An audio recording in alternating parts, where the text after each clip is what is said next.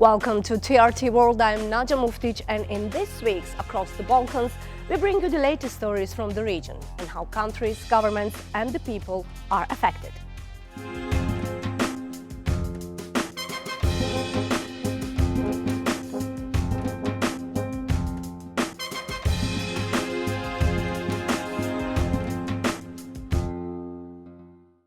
Iran continued to carry out strikes on Israel, despite US President Donald Trump signaling potential peace talks to end the three-week conflict.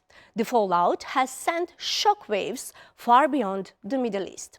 In the Balkans, competing alliances are shaping varied responses to the crisis as countries now grapple with the potential economic fallout. Nadja Muftic explains.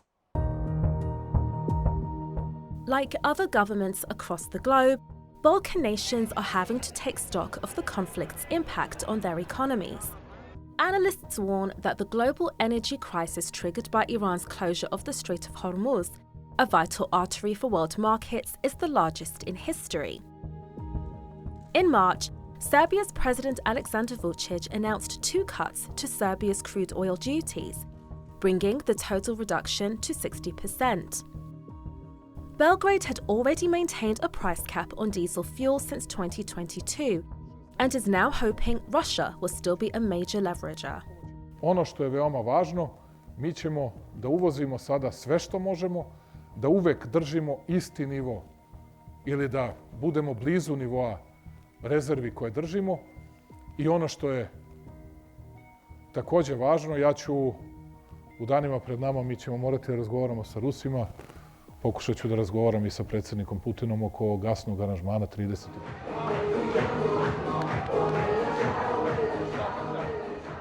As Slovenia's ruling Liberal Party clinched a narrow victory in parliamentary elections, it ventured into a new terrain by becoming the first EU country to introduce fuel rationing. But it's also a bid to crack down on what the country calls fuel tourism, where drivers from neighbouring countries like Austria are taking advantage of Slovenia's lower regulated prices. Under the new measures, drivers are allowed to purchase up to 50 litres per day at a single station. Legal entities and the self-employed, including those in agriculture, are limited to 200 litres. Mogoče, kar je izjemno pomembno, bi želel poudariti, goriva v skladiščih ne primanjkuje. Nabavni viri so zagotovljeni in trenutno oskrba sistema kot celote ostaja stabilna. But the impact isn't just economic. Across the Balkans, anti-US and anti-Israel protests have erupted. In Athens, thousands hit the streets, fearing that this latest escalation in the Middle East could mirror the devastation of past wars. Supporting the protesters' call for restraint, Greece's participation is confined to the European Union-led protection of shipper lanes rather than engaging in military action. While Greece keeps a cautious distance, Albania has escalated pressure on Iran. It has a troubled history that includes a 2022 cyber attack. Tirana has now designated Iran's Revolutionary Guards a terrorist organization and Iran as a terrorism-supporting state. Në tjetër kohë është rëndësishme të theksohet se ky qëndrim nuk është I drejtuar kundër popullit iranian. Shqipëria ruan respekt për popullin, historinë dhe qytetrimin e Iranit. Rezoluta jonë lidhet vetëm me veprimet e strukturave e institucioneve që përdorin terrorizmin, dhunën dhe presionin ndaj shteteve të tjera si instrumente të politikës tyre të jashtme. Trump said the US is engaged in talks with Iran, with reports of a 15-point plan to end the war, curb Iran's nuclear program and ease sanctions. Iran's military has denied this. The UN and world leaders are urging an immediate ceasefire while the Balkans, like the rest of the world, know the stakes for peace are high. Nadja Muftic across the Balkans. The Middle East conflict is sending shockwaves far beyond the front lines, and the Balkans are feeling the strain. From surging energy costs to deepening economic uncertainty, pressure is building across the region. I spoke with Dr. Sean Michael Cox, Senior Advisor at the Global Policy Institute in Washington, D.C., about what it all means. We break down the growing risks from migration pressures to rising political tensions and what Balkan leaders must do now to prepare for what comes next. Professor Cox, welcome to Across the Balkans. It's a pleasure to have you here with us. Thank you for inviting me. So how does the current conflict in the Middle East affect energy prices and economic stability in Balkan countries? Well, globally, of course, energy prices, we've seen that they've increased since this conflict started. But if you're focusing and zooming in on the Balkans themselves, most of the Balkan countries, on average, get about 80% of their oil and their natural gas from abroad. And the impact of this conflict with Iran and the ability to transfer this energy from the Middle East to the Balkans has been significantly impacted. For example, the closing of the Strait of Hormuz, which 20% of the world's energy moves through there, will have a very significant impact the longer that this conflict goes on. I mean, we have already seen prices increase between 40 and 50% for energy costs, and in countries, particularly in the Western Balkans, that don't have particularly diversified forms of energy, it will have a significant impact. Yeah. Are the Balkans especially at the risk from global economic problems caused by this conflict, and how those countries can actually prepare? Well, they are at a certain amount of risk because the Balkan states tend to be reliant on one main partner, and that is the EU, for a lot of their economic development, for their social development, their political development support. I mean, as countries have joined the EU, like Croatia, as they've gotten candidacy, they have instrument for pre-accession funds that help them do infrastructure work, but that only comes from one source. And if these sources are diverted to other means, that means the ability for the Balkan states to continue their same level of development gets hindered by this. And overall, I mean, we see things like higher levels of unemployment, especially youth unemployment in the Balkans, in particular in the Western Balkans, and the type of funding that is provided by external communities like the European Union, formerly like the United States as well. Those went into programs that would help mitigate things like youth unemployment or unemployment for recent graduates. And again, if these funds are diverted to other instances like conducting this war, this conflict, buying weapons, increasing defense, then that means there's less of the pie to be going to the Balkans. So the levels of development that we've seen, especially over the last decade, will start to slow down. Could the Middle East conflict see the people in Balkans become more extreme or cause some more divisions in society? There is definitely going to be an increase in the division of opinion. Will that be realized in society as a whole is a very big question, and it depends on individual countries.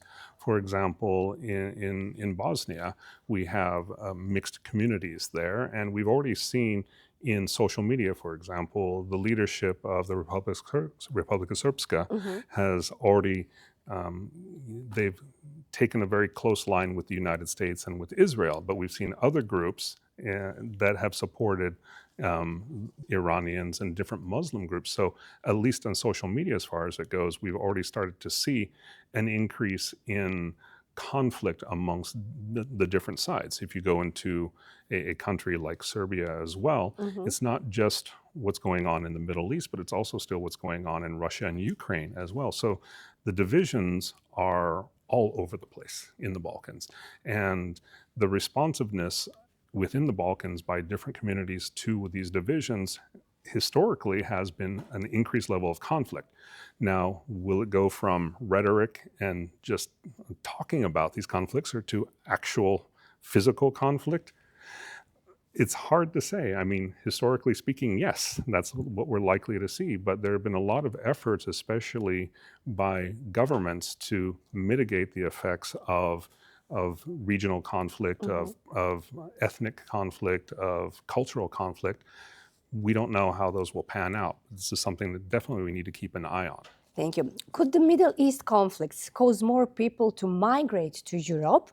And how would the Balkans be involved? Can we see the scenario of the 2015 maybe again?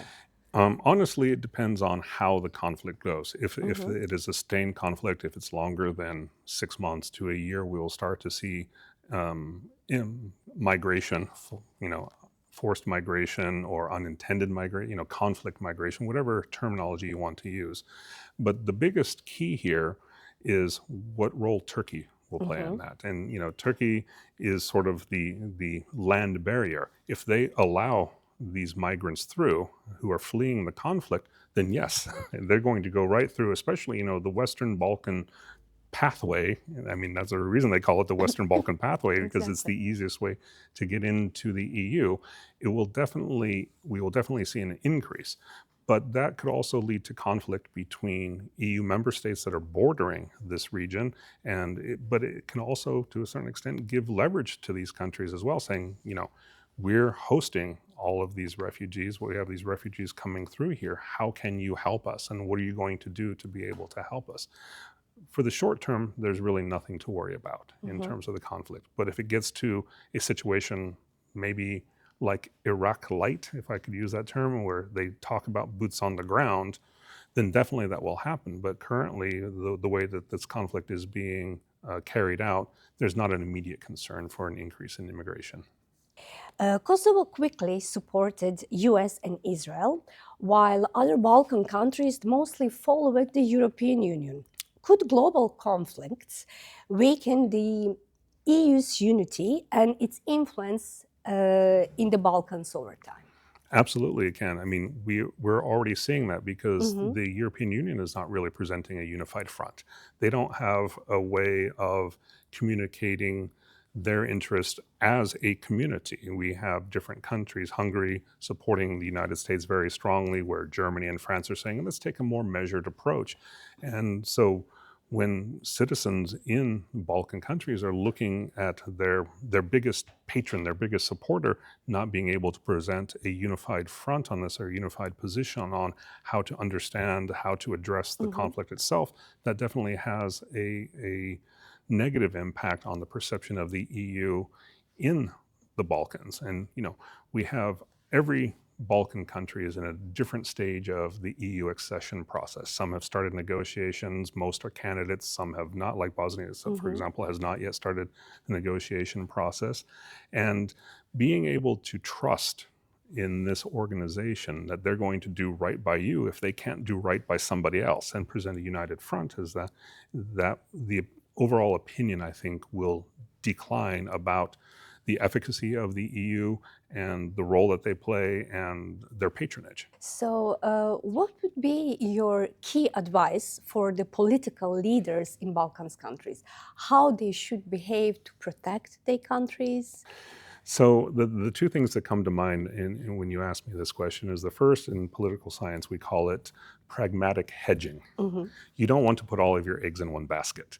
And for too long, the Balkan countries have been looking at the European Union as their basket.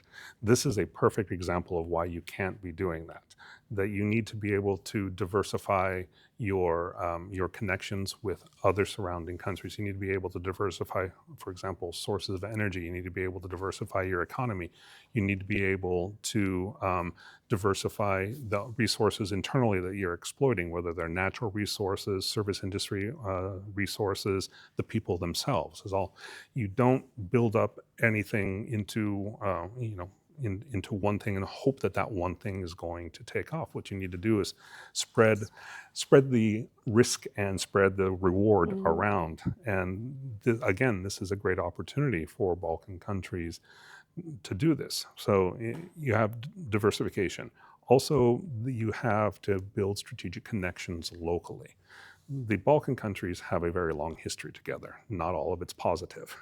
Unfortunately, yes. And they need to be able to communicate with one another because, let's take energy, for example. As I had mentioned earlier, up to 80% of energy resources come from outside of the region. And if one country is having difficulty in reaching its energy needs, then if you have a strengthened Balkan network, energy network or energy grid, then you could share that energy with one another, and then you could mitigate any problems that happen, because the fact of the matter is that if we see a problem in a country like Bosnia, it doesn't stay just in Bosnia. It will affect Montenegro, it'll affect Croatia, it'll affect Serbia. We have these spillover effects. So by cooperating and by strengthening the relations in a bunch of different areas, then you only strengthen the group as a whole. And that doesn't mean you have to, subsume your own identity, whether it's cultural, political identity, something else. That's a very 20th century concept of doing this. The EU has shown us that, taken in moderation, honestly, that you can work out agreements that are beneficial to everyone. What this actually is, I think, is a very good opportunity for the Balkan countries, and particularly those that had former association in Yugoslavia, to work together, because to realize we need to start cooperating more effectively with each other and reducing our reliance on the EU or on the United States or on foreign donors, because we have everything that we need, at least for the most part, here. We just need to be able to communicate better and talk about it better. Professor, thank you so much for this conversation and for your time. And thank you for having me on the show. Salaries and pensions in Serbia have been rising in recent years, but they remain far below the European average. The Vienna Institute for International Economic Studies estimates it could take Serbia decades to reach the living standards of European Union countries. That's if the economy continues to grow at the current pace. So why is the gap with Europe still so pronounced? Jelena Milutinovic reports.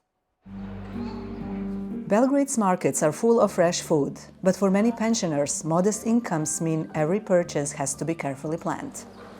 Pošto je peršun? 50, dobro. Slavica Filipović, a former retail worker, now receives a pension of around $346 a month, just enough to cover the bills.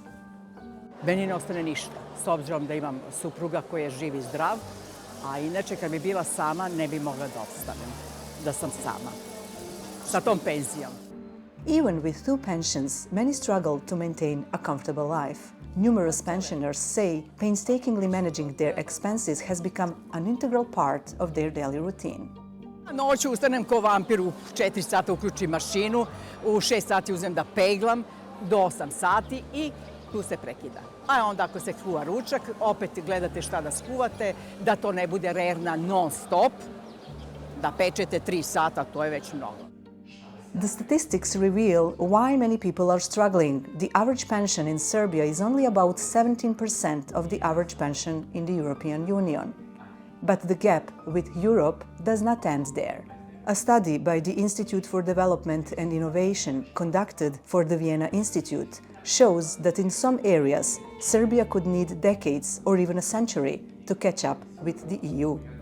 O čemu najviše se govori jeste ekonomija. Koliko mi u ekonomiji zaostajemo. Zaostajemo 35 godina. Šta to znači? Ako se nastave kretanja u Evropskoj uniji i u Srbiji kao u posljednjih 5 godina, mi ćemo stići Evropsku uniju, njen prosek, za 35 godina.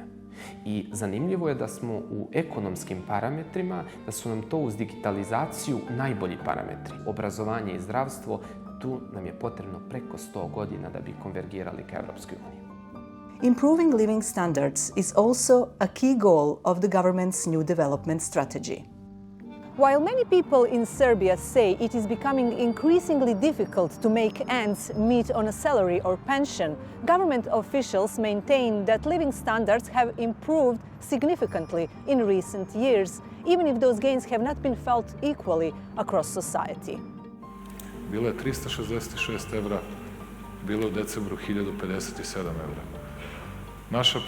Naša računica, naša procena je da će biti 1700 evra prosječna plata 2035. To su dramatične i neverovatne promene u samo, koliko je to, 20 godina. Those changes may be evident in statistics, but they are harder to see at the market stalls. Hoćeš malo salatu, hoćeš još nešto malo, a? Ljiljana Milošević has been selling food at this market for nearly 20 years. She says it has become more challenging to make a living. Pa koje da izdemo i da popijemo i da na drugu proizvodnju proizvedemo. Nema više pravenja ovo što smo pravili kuće, ovo i školovali. Sad uzmeš ti i ja, kad bi žadela da imam muža i da radim i da uzem da školujem djecu, ja ne bi mogla. Morala bi nešto dodatno da uzem da radim. The average salary in Serbia is less than half the EU average, and rising prices mean that money buys less than before. Economist Goran Radosavljević says the country's current growth model helps explain the ongoing disparity. 3,5% rasta u Srbiji, koja je jedna od najsiromašnijih zemalja u Evropi, je izuzetno nedovoljna. Znači, ako je neko zadovoljan sa 3,5% rasta, to nije dobro. Jer mi sa 3,5% nećemo nikada sustići prosek Evropske unije, bar ne u narednih 50 godina. Znači, nama, i to svi govore, treba 5% rasta godišnje. I sa postojećim modelom mi tih 5% ne možemo da dostignemo. Znači, nešto mora da se promeni. Another concern is the rising oil prices driven by the conflict in the Middle East. Although the effects have not yet been fully felt in Serbia, the government says it is preparing measures to prevent a sharp increase in fuel prices. However, for Ljiljana and Slavica, years of economic hardship have made such uncertainty part of everyday life. Jelena Milutinović, Across the Balkans, Serbia. On Iž Island, nestled in the stunning waters of the Adriatic Sea along the Croatian coast, residents seemed to lack one crucial aspect of life: proper medical care. However, help came from an unexpected source. A well-known doctor from Sarajevo opened a practice just when it was needed the most.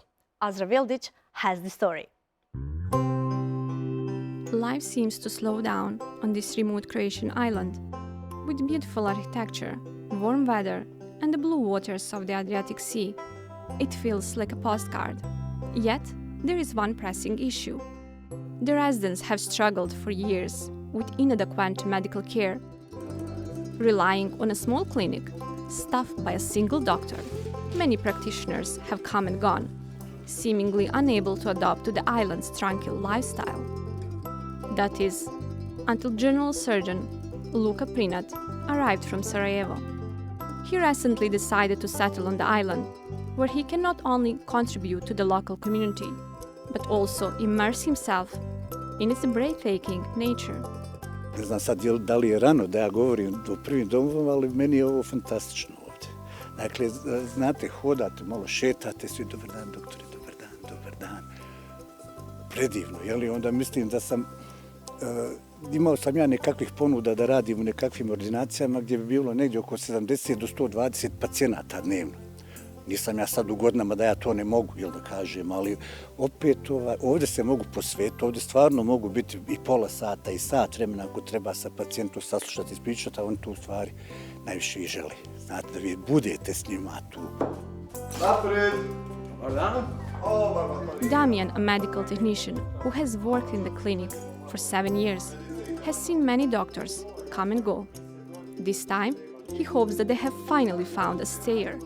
Zajedno smo tek 10-ak dana, super mi je legao, jer najbitnije mi je da je čovjek otvoren, društven i komunikativan i tako da smo se na prvu odmah, kako bi rekao, kliknuli. A vidim da je i dobar doktor, potkovan i tako da mislim da smo ovaj put uboli.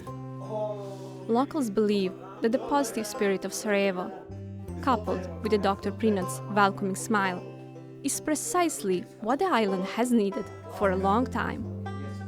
Ante Tonči Sultović shared that the geographical distance, combined with the stress of medical emergencies, exacerbates their plight. The nearest hospital is in Zadar, a city approximately 25 kilometers away across the Adriatic Sea. The journey takes around 55 minutes by ferry or passenger boat. In medical emergencies, a helicopter might also be used. Pa problem je, jer mi smo u trećoj dobi, onda te uvati malo i panika. Ako te nešto teže uvati, znaš što te čeka. Nevrijeme bude, ne možeš skočiti vamo, ne možeš tamo. Nema ko da ti pomogne. Više te panika uništava nego ono što osjećaš da čemu se nadamo za ove godine. The island's population of 600 people is primarily local, but it also attracts a number of foreigners who choose to settle here for retirement. Harry and Jos Eaton-Lore, who relocated from Netherlands 5 years ago, say they are happy with the island's life, and having a doctor operating again is more than a blessing. It's good that it's there, because otherwise you have to go to Zelda, and that's not so easy. Certainly if something serious is happening, you need a doctor in a way. There are a few people we connect with, that's nice. And yeah, nature is beautiful, and he likes to help with the olives when they are ready to be picked. I'm not allowed. With medical care once again within reach, residents feel more secure about their future. While challenges may still lie ahead, for many, this small Adriatic treasure is still the place they choose to call home, as the village across the Balkans. Thank you for watching TRT World and letting us once again take you across the Balkans. That is all from the team for this week. We hope to see you next time.